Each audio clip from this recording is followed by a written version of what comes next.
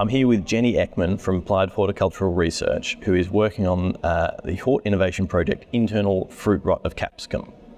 So Jenny, for those of us who don't work in capsicums, can you describe how much of an issue internal rot is, how widespread it is? Internal mould is a really big problem mainly for field-grown capsicum growers. It doesn't seem to be affecting those growing in protected cropping. The problem with it is that you can't see it from the outside. It only affects the seed cavity, and it really doesn't affect the flesh at all. The problem really is that when the consumer cuts open the capsicum and they find fluffy stuff in the middle, they will immediately complain to the retailer that they purchased that from. How you can detect internal mould is a really big problem, and so also how we solve the internal mould issue. So at times internal mould can be affecting 25% of the crop, possibly even higher. It certainly results in rejections by the retailers because they'll do a cut of capsicums when they arrive and do a sample of 100. If they find so many with internal mould, then that whole shipment will be rejected. So it's a big problem. The thing is that we believe that internal mould occurs during the infection occurs during flowering, and so preventing it in something like capsicums where the flowering period is really long is also an issue. So it's a significant problem, and one that no growers have yet managed to solve or to detect post-harvest. And so what aspect of the problem is this particular project looking at? Well, first we were trying to find out the causes of internal mould, and we've identified at least 3 fungal pathogens that can cause this. So it's not a single fungus, it can be a range of different Alternaria and Fusarium species can cause internal mould. Then we were trying to obviously find out how you can stop it or even how you could detect it.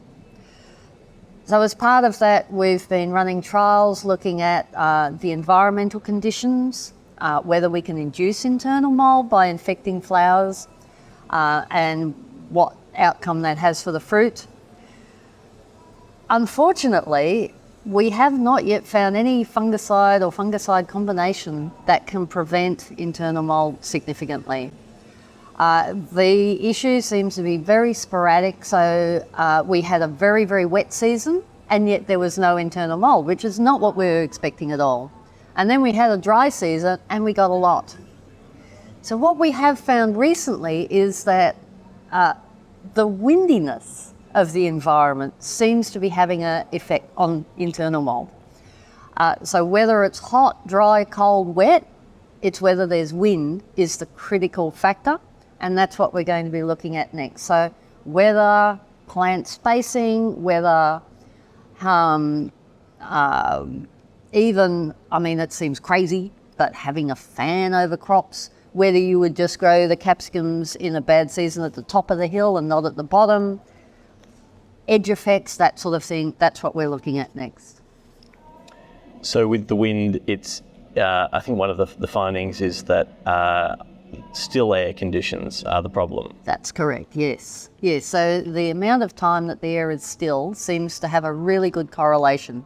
We looked at all sorts of environmental variables, and that was the only one that really stood out, was still conditions versus windy conditions. It's not what we're expecting. We actually thought the opposite would happen. We were thinking if there's a lot of wind, there's a lot of spores blown around, there's more chance of a flower becoming infected. But in fact, the opposite is occurring. So this may explain why we've really struggled to predict occurrence of internal mould in the field.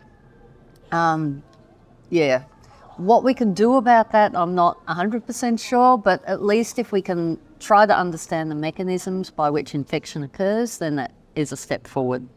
So we've also looked at detecting internal mould in capsicum fruit. There's a couple of growers who've put in NIR units to try to scan the inside of the fruit. One of the problems with that is that a lot of capsicums also develop a thing called brown seed, which is a physiological disorder. It's not really of any importance, but it's a physiological issue. and the NIR picks that up as internal mould as well. Now the problem is that if you can certainly detect internal mould with an NIR machine, but you are likely to throw out an awful lot of good fruit. And so then you've got to weigh up, well, what are the costs and benefits of doing that? And yes, perhaps the best way is if we could help consumers to understand that this is not actually affecting the flesh, the part that they want to eat. It's only on the seeds. There's no repercussions for the quality of the flesh in terms of eating quality, in terms of food safety, anything like that.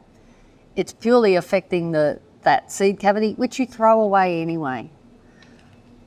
Whether there's a role for consumer education remains to be seen. And so the trials that have been running recently, they've been looking at things like fungicide applications, I understand? We tried a lot of different fungicides. We tried a number of different plant defense solicitors. So chitin, salicylic acid, GA, products like that. So natural products that will, the idea was that you turn on the plant defences and it's more able to resist the pathogen.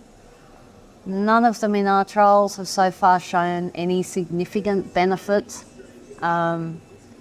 But one of the problems with doing these is that there are so many factors coming into play. And of course, as soon as you do a trial, there's no internal mould. And then you finish the trial and then suddenly there's a lot of internal mould. But we've been trying everything we can to see if that's a solution. But I think the issue is that the flowering takes place over such a long time. They're flowering continuously. So trying to keep a protective fungicide on there for that whole flowering time is quite difficult. And, if it rains, then that can be lost. And so what's the next step for the project? What are you looking at? The next step is that we're going to do some more field trials. We're hoping for Bundaberg and Bowen, and looking at really getting down to measuring wind speed within crops and then looking at rates of internal mould. So we're going to try to do some heat mapping of a crop where we can look at plants in the centre of the crop, plants at the outside edges, and then possibly increasing or decreasing the wind around those plants through, putting bunting and seeing if that increases internal mould. I'd love to be able to just put a fan out in a paddock and see if that reduces internal mould. Those are the ideas that we're trying to bring together this season. And this will be our final season of trials on this, and we're really hoping we can find something that growers can use. Yeah. Right. Well, thank you very much for talking with me about the project. Thanks, Tom.